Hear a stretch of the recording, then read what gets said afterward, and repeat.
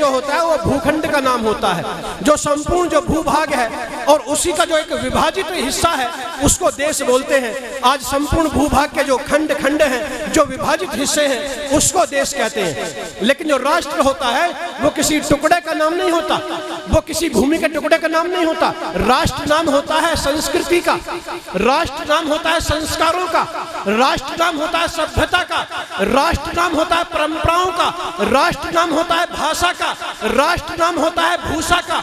इससे राष्ट्र का निर्माण होता है।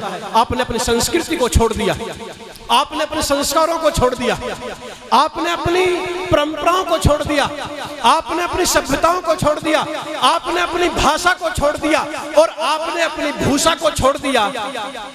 पायजामा पहने बैठे हैं सारे के सारे पायजामा। मैंने किसी मुसलमान को आज तक धोती पहने नहीं देखा, किसी मुसलमान को धोती पहने नहीं देखा, तो आपने पायजामा क्यों पहन लिया उनका? मैंने किसी ईसाई को आज तक धोती पहने नहीं देखा, तो आपने क्यों उनकी पैंट पहन ली? मुझे आप जवाब दीजिए। बात चल रही है कि राष्ट्र निर्माण होगा, तो कैसे राष्ट्र निर्माण होगा? मेरा कहने का तात्पर्य कि बहन संगीता जी कहती कि भाषा एक हो और भूषा एक हो, आपने भाषा और भूषा को ही छोड़ दिया।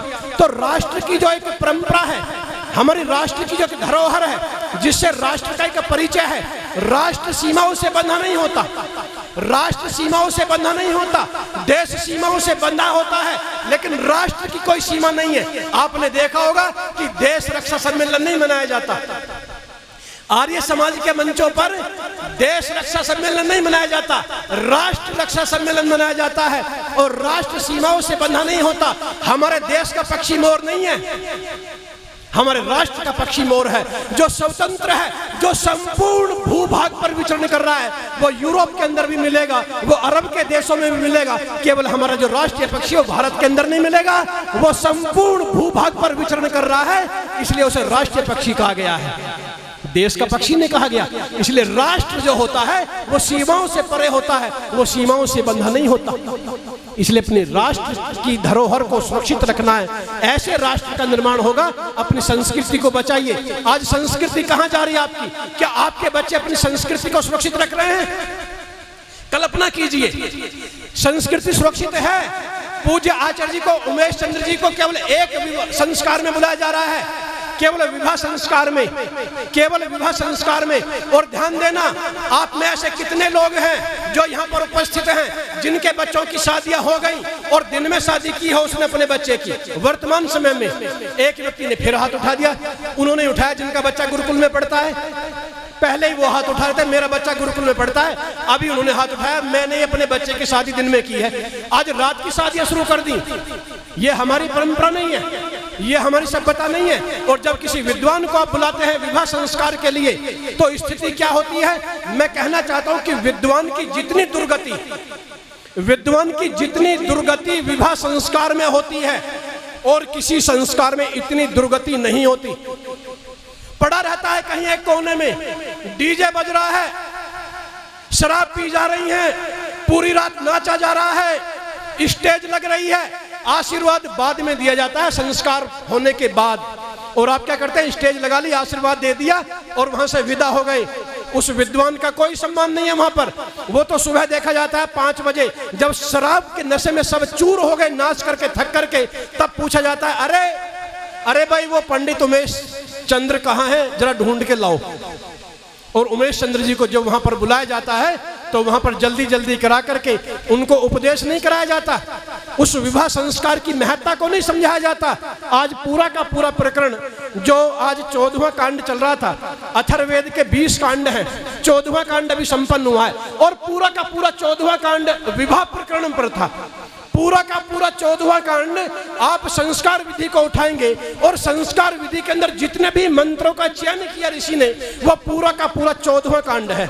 मैं गुरुजी से चर्चा कर रहा था इस विषय पर, वो सारे मंत्र आ रहे थे कि मम विरते हृदयम दधामि मम चित्तम अनुचित्तम ते अस्तु मम वाचम एक मनः जुषस्व प्रजापतिष्ठवा न्युनक्तु मह्यम।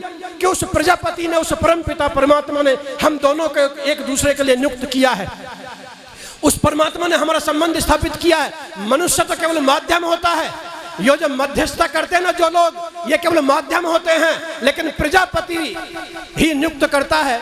तो कहने का तात्पर्य कि रिश्ते तो वहां से बनते हैं। क्या आज वो रिश्ते सुरक्षित हैं? समाज में देखिए आप कितने विवाह टूट रहे हैं। एक मेरे सामने आया एक प्रकरण कि समझने का तात्पर्य कि आज क्या वो संस्कार सुरक्षित हैं और वो क्यों नहीं है। उसका मूल कारण यही है कि आप विद्वान का उपदेश वहां पर नहीं कराते, उस संस्कार को गौण कर दिया आपने, डीजे को आगे रख दिया, डीजे को, और वो संस्कार गौण हो गया। जो विद्वान को बुला करके जो अच्छे से संस्कार होना था, जो विचार सुनने थे। कहने का तात्पर्य मेरा यह है कि आने वाली अपनी भावी पीढ़ी को संभालिए, इन संस्कारों को अपने घर में सुरक्षित रखिए। मूल में नारी शक्ति है। इस समाज के उत्थान में, विवाह संस्कार में दोनों को यही तो संदेश दिया जाता है। गृहस्थ आश्रम में जाकर के क्या करना है कि श्रेष्ठ संतति का निर्माण करना है, और जहां श्रेष्ठ संतति का निर्माण होगा उसी से परिवार का निर्माण होगा, उसी से समाज का निर्माण होगा, उसी से राष्ट्र का निर्माण होगा। और जब श्रेष्ठ संतति का ही निर्माण नहीं होगा तो ना परिवार का निर्माण हो सकता है, ना समाज और राष्ट्र का निर्माण हो सकता है। इसलिए महती आवश्यकता है। देखिए आपके बच्चे आज कहाँ जा रहे हैं। आज यूरोप की उस संस्कृति ने कहाँ ला करके खड़ा कर दिया आपके बच्चों को। आपके बच्चे वैलेंटाइन डे मना रहे हैं। प्रधान जी कह रहे थे स्वामी जी उस पर प्रकाश डालना। आपकी संतानें वैलेंटाइन डे मना रही हैं, वैलेंटाइन डे। और मुझे पता चला प्रधान जी, संगीता बहन जी, उमेश चंद्र कुलश्रेष्ठ जी, गुरु जी, मुझे पता चला कि यह केवल एक दिन की परंपरा 14 फरवरी, लेकिन ना, मुझे स्वामी आर्यवैश्य जी ने बताया, मुझे स्वामी आर्यवैश्य जी ने बताया, क्योंकि स्वामी आर्यवैश्य जी सार्वदेशी के अध्यक्ष रह चुके हैं। स्वामी आर्यवैश्य जी 40 देशों की यात्रा कर चुके हैं। तो मुझे स्वामी आर्यवैश्य जी ने बताया कि स्वामी जी, एक दिन की परंपरा नहीं है, केवल 14 फरवरी नहीं, 8 फरवरी से आरंभ होती है। Propose day, chocolate day, teddy day, promise day, किस डे, हक डे और वैलेंटाइन डे। और जब वैलेंटाइन डे मना, जब नाजायज संबंध स्थापित हुए, और नाजायज संबंध जब स्थापित हुए तो नाजायज बच्चों ने जन्म लिए यूरोप के अंदर। और जब नाजायज बच्चों ने जन्म लिए तो उनको कॉन्वेंट में डाल दिया। कॉन्वेंट का अर्थ होता है अनाथालय। आज आप बड़े गर्व से कहते हैं मेरा बच्चा कॉन्वेंट में पढ़ता है। कॉन्वेंट में तुम्हारे बच्चे अनाथालय में पढ़ते हैं। डूब करके मर जाइए, अनाथालय में पढ़ रहे हैं आपके बच्चे। आपके बच्चे ईसाई बन रहे हैं, ईसाईकरण चल रहा है मेरे राष्ट्र में। ये यूरोप की विकृति है, यूरोप की विकृति। यह मेरे देश की संस्कृति कदापि नहीं हो सकती। आज मेरे देश के अंदर मेरी वैदिक संस्कृति को, हमारे संस्कारों को नष्ट किया जा रहा है। आज हमारे बच्चे हमारे देश में वैलेंटाइन डे मना रहे हैं, वैलेंटाइन डे। और जब यूरोप के अंदर वैलेंटाइन डे मने और जब नाजायज बच्चों ने जन्म लिए तो कॉन्वेंट में डाला गया। मैं धन्यवाद देना चाहूंगा उस व्यक्ति को, अनिल आर्य जी को। अनिल आर्य जी बैठे हैं। आज आपके बेटे ध्रुव का जन्म दिवस था। आज आपके बेटे ने अपने जीवन के 16 वर्ष पूर्ण किए हैं। आज आपका बेटा 17वें वर्ष में प्रवेश कर गया। अपने बेटे को लेकर के आए और मेरे से बोले कि स्वामी जी, ये मेरा बेटा ध्रुव है और मेरे बेटे का जन्म दिवस है, और मेरे बेटे के जन्म दिवस पर आप आयुष काम मंत्रों से यज्ञ करो। परमात्मा से प्रार्थना करो कि मेरा बेटा दीर्घायु हो, मेरा बेटा आरोग्यवान हो, मेरा बेटा बलवान हो, मेरा बेटा विद्वान हो, मेरा बेटा धर्मात्मा हो, मेरा बेटा परोपकारी हो, मातृभक्त हो, पितृभक्त हो, गुरु भक्त हो, देशभक्त हो। क्या यह संस्कृति है हमारी कि आज आप दीपक बुझाते हैं और दीपक बुझा करके हैप्पी बर्थडे टू यू तालियां बजा दी, लेकिन उसके मूल कारण को नहीं जान पाए, उसके मूल में चले। यदि कोई यूरोप का व्यक्ति यहां आ जाए, यूरोप का व्यक्ति कब आ जाए, उस समय आ जाए आपके बीच में जब आप अपने बच्चे का जन्म दिवस मना रहे हो। और कैसे मना रहे हो? मोमबत्तियां बुझा करके मना रहे हो, दीपक बुझा करके मना रहे हो। वो यूरोप का व्यक्ति पूछ सकता है क्या तेरे लिए तेरे माँ बाप मर गए? क्यों? क्योंकि यूरोप के अंदर बच्चा शौक प्रकट करता है, वो खुशी नहीं मनाता। जैसे आप तालियां बजाते हैं ना कि हैप्पी बर्थडे टू यू, वो बच्चा शौक प्रकट करता है यूरोप में। उससे कहा नहीं जाता कि तू मोमबत्तियां बुझा दे, उसकी खुशी के लिए दीपक जलाए जाते हैं। कॉन्वेंट के अंदर, अनाथालयों में जो लोग रहते हैं, जो पुरुष रहते हैं, जो महिलाएं रहती हैं, उनके पालन पोषण के लिए, उनकी खुशी के लिए वो उनका जन्मदिन मनाते हैं। और जितने वर्ष का बच्चा हो गया संगीता बहन, उतने दीपक जलाए जाते हैं। जैसे आज ध्रुव 16 वर्ष का हो गया तो 16 दीपक जलाए जाते हैं, लेकिन वो बच्चा उनको बुझा देता है, उससे कहा नहीं जाता, वो खुद बुझा देता है। ये भाव लेकर के जलाए जाते हैं कि जैसे दीपक प्रकाशित है, तमसो मा ज्योतिर्गमय। हे बालक, तू भी अंधकार से प्रकाश की ओर बढ़, लेकिन वो बच्चा स्वयं बुझा देता है और वो कहता है कि इस प्रकाश का मेरे जीवन में कोई महत्व नहीं है, मेरा जीवन अंधकार में है, मेरा जीवन कभी प्रकाशित नहीं हो सकता। क्यों? क्योंकि मैं एक नाजायज औलाद हूं। मुझे पति और पत्नी ने जन्म नहीं दिया, मुझे माता पिता ने जन्म नहीं दिया। किसने दिया? गर्लफ्रेंड और बॉयफ्रेंड ने जन्म दिया। मुझे नाजायज संबंध स्थापित करके जन्म दिया गया। मैं एक नाजायज औलाद हूं और मेरा जीवन कभी प्रकाशित नहीं हो सकता, मेरा जीवन तो अंधकार में है। और ऐसा कहकर के वो बच्चा दीपक बुझा देता है और शोक प्रकट करता है। और आप भारत के अंदर भेड़ चाल चल रही है। बस संकल्प लीजिए, आज के बाद आप अपने बच्चे का जन्म दिवस इस प्रकार मनाएंगे जैसे आज अनिल आर्य जी ने मनाया है अपने बेटे ध्रुव आर्य का जन्म दिवस। यज्ञ से मनाएंगे, इस यज्ञ परंपरा को अपने घर में सुरक्षित रखेंगे। और ध्यान देना, बात चल रही है कि राष्ट्र निर्माण हो, हमारी संस्कृति की रक्षा हो। राष्ट्र निर्माण क्या है? कि संस्कृति सुरक्षित रहे, संस्कार सुरक्षित रहे, भाषा और भूषा सुरक्षित रहे। आपकी भाषा समाप्त हो गई, आपके बच्चे मम्मी बोलते हैं, मम्मी मम्मी, और आपको क्या बोलते हैं? डैड। और दोनों शब्द किसके लिए प्रयोग होते हैं? मरे हुए के लिए। वो बच्चा कहता है यूरोप के अंदर उस कॉन्वेंट में कि वो मर गए मेरे लिए। वो दीपक बुझाता है प्रधान जी, और दीपक बुझाने के बाद कहता है कि वो दोनों मर गए जिन्होंने नाजायज संबंध स्थापित किए और मुझे नाजायज जन्म दिया, इसलिए वो मेरे लिए मर गए दोनों। वो मम्मी और डैड हैं और तुम मेरे मदर फादर हो। उस कॉन्वेंट के अंदर रहने वाले पुरुषों को, उस कॉन्वेंट के अंदर रहने वाली महिलाओं को बच्चा क्या बोलता है? मदर और फादर। और पूज्य गुरुजी उमेश चंद्र कुलश्रेष्ठ जी कह रहे थे कि ऐसे बहुत सारे शब्द हैं, संदीप भ्राता जी कह रहे थे ऐसे बहुत सारे शब्द हैं कि जो अंग्रेजी के अंदर संस्कृत से उठाए गए। मातर से मदर बना है, पितर से फादर बना है, तो उनको तो मदर और फादर बोलता है बच्चा कि तुम मेरे मातर पितर हो, तुम मेरे माता पिता हो। माता निर्माता भवती पालयतीति रक्षिता स पिता। आप मेरे पालक हो, मेरे रक्षक हो, आप मेरी निर्मात्री हो, इसलिए आप मेरे पिता हो, आप मेरे पितर हो, आप मेरे फादर हो और आप मेरी मदर हो। और वो दोनों मर गए, वो मम्मी और डैड हैं। आज संकल्प लेकर के जाएंगे कि हमारी संस्कृति मम्मी और डैड की संस्कृति नहीं है। माताओं से निवेदन करूंगा, आज से जो बच्चे आपको मम्मी बोलते हैं वो क्या कह रहे हैं? तू मर गई मेरे लिए। वो आपको गाली दे रहे हैं, हंसने वाली बात नहीं है। आज संकल्प लेकर के जाएं कि बेटा मुझे मम्मी मत कहना, मैं जीवित हूं और तेरी माँ हूं, माता हूं। मैंने तुझे जन्म दे करके तेरा निर्माण किया है, मैं मम्मी नहीं हूं और ये तेरे पिता हैं, ये डैड नहीं है। डैडी कौन है? जो मरणासन्न है। और डैड कौन है? जो मर चुका है। आज आपके बच्चे आपको डैड बोलते हैं, डैड। कैसे राष्ट्र का निर्माण होगा? असंभव बात। मैं वाणी को विराम की ओर लेकर के चलना चाहता हूं। मैं कहना चाहता हूं आपसे, आप यूरोप की विकृति को देखिए। बस विराम दे रहा हूं। यूरोप के अंदर जैसे भारत के अंदर प्रधान जी बच्चा अपने पिता का नाम लिखता है, यूरोप के अंदर पिता का नाम नहीं लिखा जाता। यूरोप के अंदर पिता का नाम नहीं लिखा जाता। क्यों? वहां मां का नाम लिखा जाता है, क्योंकि उसकी मां को यह नहीं पता कि यह किसका है। उसकी मां को ही ये नहीं पता ये किसका है। वहां इतने पुरुषों से वो नाजायज संबंध बना लेती है, ये नहीं पता कि ये किसका है। वहां रिश्तों की कोई मर्यादा नहीं है। यूज एंड थ्रो, प्रयोग करो और फेंक दो। वहां रिश्तों की कोई मर्यादा नहीं है।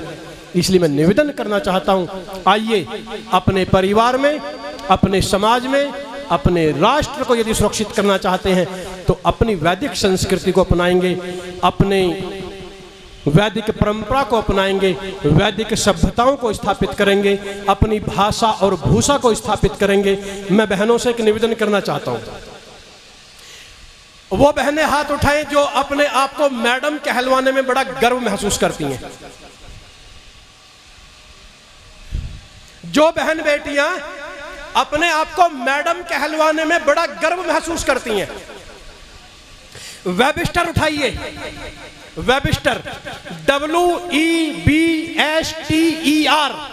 जर्मन के अंदर पैदा हुआ वेबिस्टर 900 साल पहले, उसके नाम से डिक्शनरी है, पता चल जाएगा वहां से आपको। वैश्यालय को जो चलाने वाली मुखिया होती है ना, संचालिका, कोठे को चलाने वाली, उसे यूरोप में मैडम कहते हैं। जो देह व्यापार कराती है, उस कोठे की जो मुखिया होती है, उसे मैडम कहते हैं। आज से बहनों, हमारी संस्कृति भाई बहन की संस्कृति है, हमारी संस्कृति माता पिता की संस्कृति है, हमारी संस्कृति चाचा चाची की संस्कृति है, हमारी संस्कृति ताऊजी ताई जी की संस्कृति है, हमारी संस्कृति दादाजी दादी जी की संस्कृति है, हमारी संस्कृति मामा जी मामी जी की संस्कृति है, हमारी संस्कृति फूफा जी फूफी जी की संस्कृति है। एक परिवार के अंदर मैं बैठा था, वहां बच्चा बोला, मम्मी अंकल आए हैं। कौन आए हैं? अंकल। की कौन से वाले? कि भुआ जी वाले अंकल। संगीता बहन, कौन से अंकल आए? वो भुआ जी वाले अंकल। फूफा को अंकल कह रहा है, वो सब अंकल हो गए, चाचा जी अंकल, ताऊ जी अंकल, फूफा जी अंकल, मौसा जी अंकल। क्यों? क्योंकि उनके पास शब्दकोश नहीं है। उसका मूल कारण यह है, उनके पास शब्दकोश है ही नहीं। इसलिए अपनी संस्कृति को अपनाइए। यहां तो शब्दकोश की कोई सीमा ही नहीं है। हर रिश्ते के लिए कोई ना कोई एक विशेष शब्द निश्चित किया गया है। इसलिए हमें गर्व होना चाहिए कि सा संस्कृति प्रथमा विश्ववारा, हमारी संस्कृति विश्व की प्रथम संस्कृति है। अपनी संस्कृति को अपने परिवार में, अपने समाज में, मैं ये नहीं कहता कि आप संस्कृति, पाश्चात्य संस्कृति को ना जाने, ना समझें, ना पढ़ें। आप जानिए, समझिए, पढ़िए, लेकिन अपनी वैदिक संस्कृति को मत छोड़ो। देखिए सुभाष चंद्र बोस को, क्या इन्होंने नहीं पढ़ी यूरोप की संस्कृति?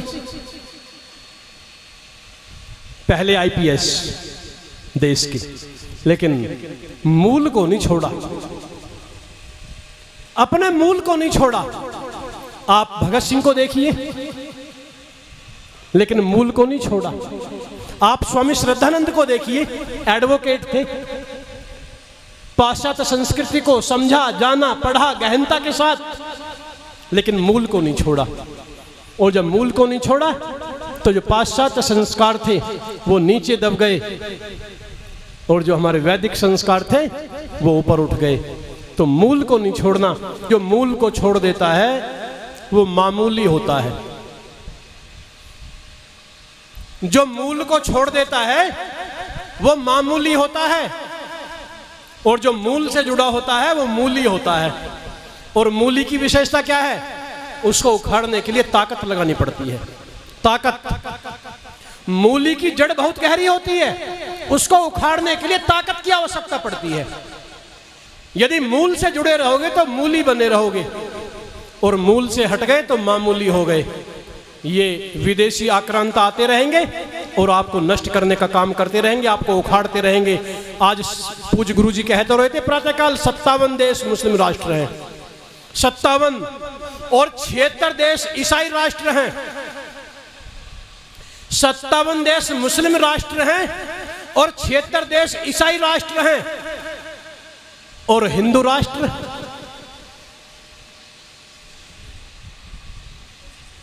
वतन की फिक्र कर नादां, मुसीबत आने वाली है। स्वामी शिवानंद जी हैं, सरस्वती जी दादरी में रहा करते थे। स्वामी शिवानंद जी महाराज दादरी आर्य समाज में रहा करते हैं। वो कहा करते हैं कि 57 देश इस्लामिक राष्ट्र हैं। यदि इस देश के मुसलमानों को, कितने मुसलमान हैं यहाँ? 25 करोड़। यदि भगा दिया आपने, बड़ा शुभ दिन होगा वो, लेकिन उनके लिए 57 देशों के द्वार खुले हुए हैं। और इस देश के अंदर रहने वाले 10 करोड़ ईसाई को यदि आपने भगा दिया, वो दिन भी बड़ा शुभ होगा, लेकिन उनके लिए 76 देशों के द्वार खुले हैं। लेकिन अगर ये दोनों आप पे भारी पड़ गए, यदि ये दोनों आप पे भारी पड़ गए, कहां जाओगे? हिंद महासागर में डूबकर मर जाना, और कोई स्थान नहीं है। इसलिए वतन की फिक्र कर नादां, मुसीबत आने वाली है, तुम्हारी बर्बादियों के मशवरे हैं आसमानों में, न समझोगे तो मिट जाओगे हिंदुस्तान वालों, तुम्हारी दास्तां भी ना होगी दास्तानों में। 100 से अधिक देशों में देखा जाने वाला भारतीय संस्कृति और ऋषियों द्वारा दिए गए ज्ञान व संस्कारों को समर्पित आर्य विचारों का प्रचार करने वाला विश्व का एकमात्र सबसे बड़ा चैनल वैदिक प्रचार।